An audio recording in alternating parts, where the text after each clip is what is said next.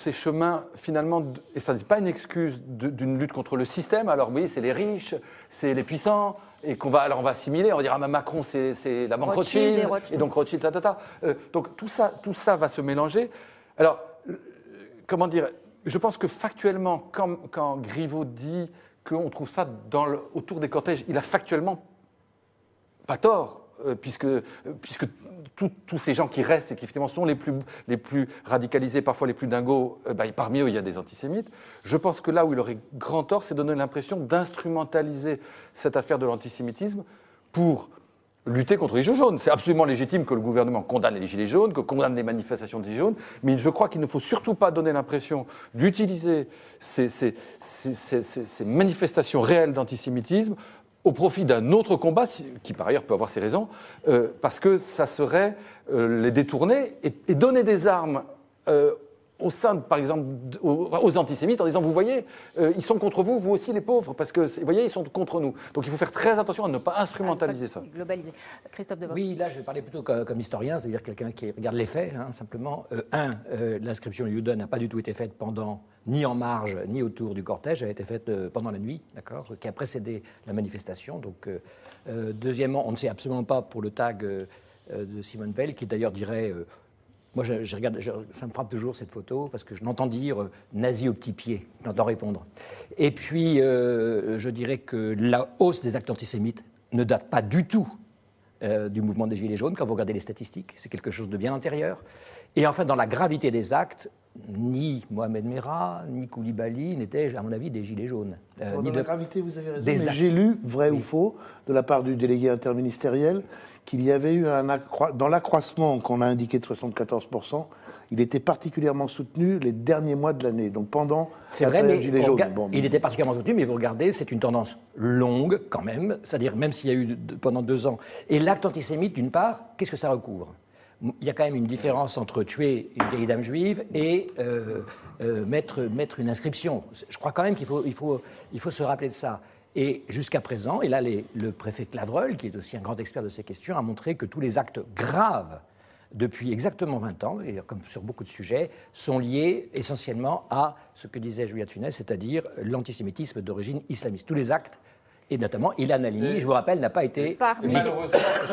Malheureusement, pas que islamiste au sens d'idéologie islamique, communautaire, au sens de communauté d'origine arabe.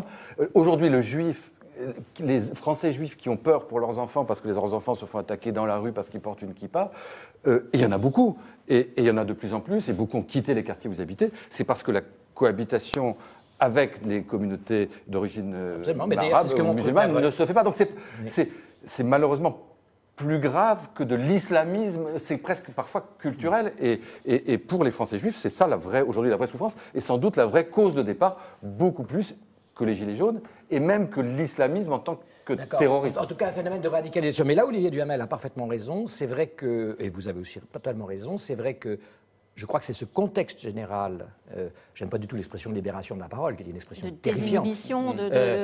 C'est terrifiant, ça veut dire que la parole, quand elle est libre, est horrible. Enfin, je veux dire, cette expression, elle demanderait vraiment à être travaillée, on entend un peu trop. Ça a d'ailleurs remis le sujet de l'anonymisation aussi sur les réseaux sociaux. Absolument, c'est beaucoup plus ce genre de phénomène.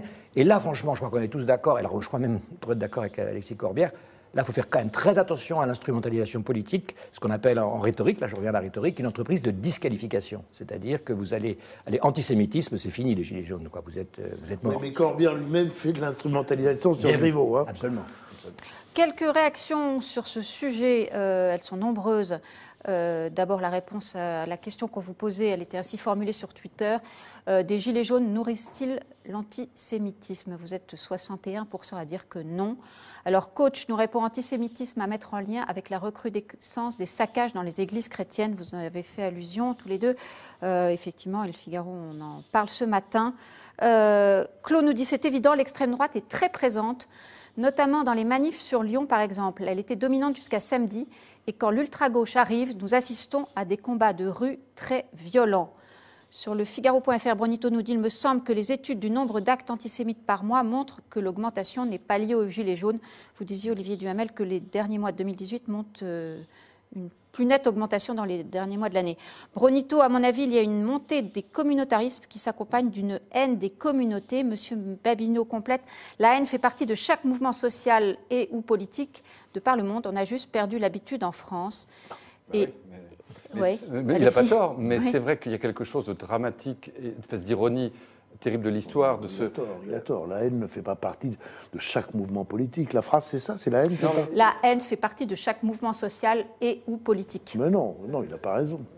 Pas raison. Comment dire? Enfin, en tout cas, la haine fait partie de la nature humaine, en tout cas. Ça, d'accord. Et donc, dans ces expressions violentes et dans ces combats, il y a souvent de la haine. Mais ce que je veux dire, ce qui me paraît d'une espèce d'ironie dramatique de l'histoire, c'est que, et j'en fais pas porter la responsabilité personnellement à Macron, mais je veux dire que ce quinquennat, qui devait être un moment de réconciliation, en tout cas, c'était ça comme ça que les choses avaient été présentées et vendues,